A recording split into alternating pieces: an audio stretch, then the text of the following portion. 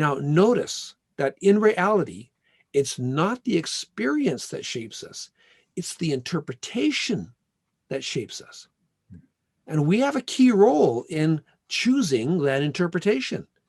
We have a choice in how we're going to understand what happened and interpret what happened. Now, many of these stories were created when we were actually quite young. Perhaps it's time to re-examine our interpretation of those events. We can choose a different interpretation, which can then lead to a different set of beliefs, which results in a different set of choices going forward. This sounds like a good vehicle to choose. Now, let's be honest, folks. You cannot change the fact that something happened, but you can choose to examine the meaning of that happening. Notice that in the diagram, at the interpretation stage, you hear several interpretation voices.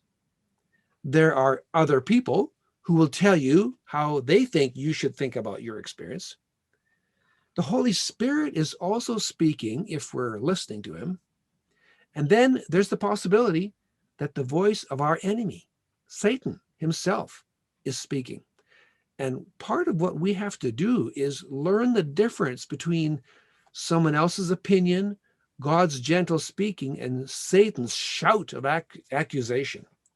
We do have a choice about which voice we will listen to. A victim mentality surrenders to the negative interpretation and the resulting and corresponding belief that there's nothing that can be done about this. But folks, that's not true.